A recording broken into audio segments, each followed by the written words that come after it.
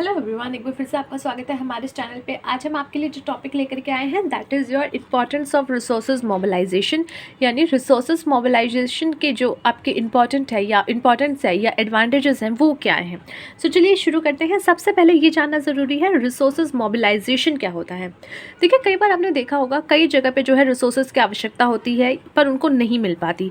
वहीं किसी बिजनेस में ऐसा होता है कि बहुत सारे रिसोर्सेज हैं पर ठीक तरीके से यूज़ नहीं हो रहे। तो रिसोर्सेज मोबिलाइजेशन का मतलब होता है कि सही रिसोर्सेज सही समय पे सही जगह पे होना, या फिर उसको इंश्योर कराना कि वो सही जगह पे सही समय पे हो ताकि उसका सही तरीके से यूटिलाइजेशन हो सके। So it involves acquiring the needed resources in a timely and cost effective manner. यानी आप जो हो एक्वायर कर रहे हो क्या रिसोर्सेज जो कि नीडेड हैं आपके लिए, जो रिसोर्सेज आवश्यक है आपके लिए, और सही समय पे और सही कॉस्ट इफेक्टिव मैनर में आप उसको एक्वायर कर रहे हो। Resources mobilisation means having the right type of resources at the right time at right price along with making the right use of acquired resources, thus ensuring optimum utilization of the same, ताकि उसका optimum utilisation आप कर सको। अब importance की बात करें तो सबसे पहला इम्पॉर्टेंस यहाँ पे आता है reduce dependency on external agency और इंस्टीट्यूशन। जब आपने सही समय पे अपना सही रिसोर्सेज अपने पास रखा हुआ है तो इससे आपको क्या होगा, आपकी जो है एक्सटर्नल एजेंसी पे जो डिपेंडेंसी है वो कम पड़ेगी। थ्रू प्रॉपर प्लानिंग आप ऐसा कर सकते हो कि जब आपको पता चले कि हाँ यार परसों मेरा जो है रॉ मटेरियल ख़त्म होने वाला है और सप्लायर 4 दिन तो लगाता ही लगाता है रॉ मटेरियल भेजने में, अगर आज ऑर्डर प्लेस किया जाएगा तो 4 दिन बाद भेजेगा। तो आप पहले से ही अपना ये सेटअप करके रखो कि भाई हाँ 4 दिन लगाएगा और इस दिन ख़त्म होने वाला है, 2 दिन मैं एक्स्ट्रा लेकर के चलता हूँ, तो एटलीस्ट 1 वीक पहले जो है मैं इसको ऑर्डर प्लेस कर दूंगा ताकि मेरे पास सही रिसोर्सेज सही समय पर प्रोवाइड रहें और मेरा काम ना रुके और मैक्सिमम उसका यूटिलाइजेशन हो सके। सो इसलिए आपकी क्या है डिपेंडेंसी, जो बाहर के एक्सटर्नल एजेंसीज हैं या फिर एक्सटर्नल इंस्टीट्यूशंस हैं वहाँ पे आपकी डिपेंडेंसी कम हो जाती है जब आप इस तरीके से पूरा प्लानिंग करके रिसोर्सेज मोबिलाइजेशन करते हो। Through proper planning of resources and coordination between them and enterprises is able to reduce its dependency on loans, funds, providing agency and manage the organisation as per one's ऑन प्रेफरेंस। साथ ही साथ अगर आपके पास सही रिसोर्सेज सही समय पे ऑलरेडी आपने अपने पास प्रोवाइड करा रखे हैं तो आपको बाहर से जो है लोन नहीं लेना पड़ेगा एजेंसीज के थ्रू या किसी भी बैंक्स के थ्रू, और यहाँ पे आप अपने प्रेफरेंस के थ्रू ही जो है अपनी कंपनी के सारे डिसीजन ले पाओगे। Next is growth and dependent of resources, development of resources. अब आपके पास जो है सही समय पे आपके पास प्रोडक्ट है, आपको पता है कैसे उसको यूज़ करना है, तो आप उसको जो है ठीक तरीके से जो है यूज़ कर पाओगे जिससे आपकी ग्रोथ होगी, आपका डेवलपमेंट होगा, साथ ही साथ जो है रिसोर्सेज का भी डेवलपमेंट होगा। Well laid out plans for resources mobilisation not only enable a company to meet the present requirement but also न्यूचर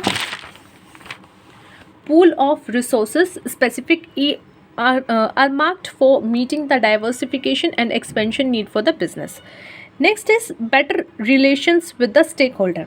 अब आपके स्टेक होल्डर को पता है कि भाई ये सही समय पे जो है ऑर्डर कर लेता है, सही समय पे पैसे जो है इसको पता है कैसे यूज़ करने हैं, सही रिसोर्सेज को सही टाइम पे कैसे करना है इसको पता है। तो स्टेक होल्डर का एक अच्छा बिहेवियर आपके साथ होता है, एक अच्छा इंटरेस्ट उनके पास उनका जो है आपके अंदर डेवलप हो जाता है, एक जो आप कह सकते हो फेथ उनका बन जाता है, जिसकी वजह से जो है स्टेक होल्डर्स के साथ रिलेशनशिप आपके बेटर होते हैं। When properly executed resources mobilisation enable and enterprises to foster deeper and meaningful relationship with the various stakeholders like customer, vendor, employee and even regulators। अब यहाँ पे आपके स्टेक होल्डर्स कौन है? स्टेक होल्डर यानी शेयर होल्डर नहीं, stake holder यानी जिसका कंपनी में कोई इंटरेस्ट है, जैसे कस्टमर क्योंकि वो आपका प्रोडक्ट खरीदते हैं, वेंडर क्योंकि वो आपको सप्लाई करते हैं रॉ मटेरियल, एम्प्लॉयज़ क्योंकि वो काम कर रहे हैं, कंपनी ख़राब जाएगी तो उनका भी जो है लॉस होगा, और साथ ही साथ रेगुलेटर्स भी क्योंकि उन्हें पता है ये काम सही कर रहा है। Fostering radical thinking. As this activity aims at securing efficiency in operation, it paves the way of removal of old and redundant practice, often giving way to better and advanced techniques of solving the problem। यानी कि यहाँ पे आप क्या करते हो, poster करते हो, अडेप्ट करते हो रेडिकल थिंकिंग को, जिसमें आपको पता है कि यार बेटर चीज़ें जो है एडवांस टेक्नोलॉजी जो है वो आप यहाँ पे ले रहे हो ताकि आप अच्छी तरीके से अपनी प्रॉब्लम्स को सॉल्व कर सको। तो यहाँ पे एक बेटर सिचुएशन आती है, आपकी एफिशिएंसी ऑपरेशंस की जो है वो सिक्योर होती है, वो आपकी एक बेटर हो जाती है, वो आपकी एक बेस्ट हो जाती है इनफैक्ट। तो यहाँ पे रेडिकल थिंकिंग आपकी फोस्टर हो रही है। Next is optimum utilisation of resources. अगर सही समय पे रिसोर्सेज मिलेंगे तो आप उसको और ज़्यादा तरीके से और अच्छे तरीके से ऑप्टिमम यूज़ उसका कर पाओगे, यूटिलाइजेशन कर पाओगे। An entity can make strategy for the optimum utilisation of resources thwarting the intermitting wastage and damages.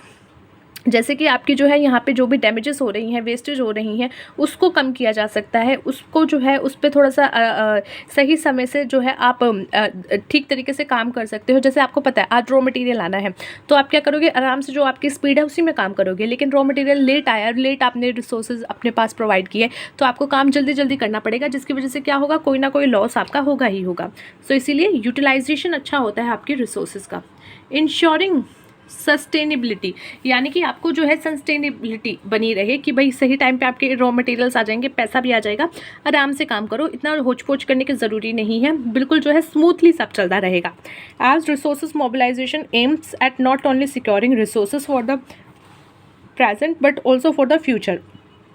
सिर्फ प्रेजेंट के लिए यहाँ पे मतलब नहीं होता कि आप अपने रिसोर्सेज मेंटेन करके रख रहे हो, बल्कि फ्यूचर के लिए भी आप जो है पूरा मैनेज करके चल रहे हो। It facilitates sustainability and continuation of resources in the organisation, और इसीलिए एक सस्टेनेबिलिटी देता है, एक कंटिन्यूएशन देता है कि भाई सब स्मूथली चलने वाला है एक ऑर्गेनाइजेशन को उसके रिसोर्सेज के बारे में।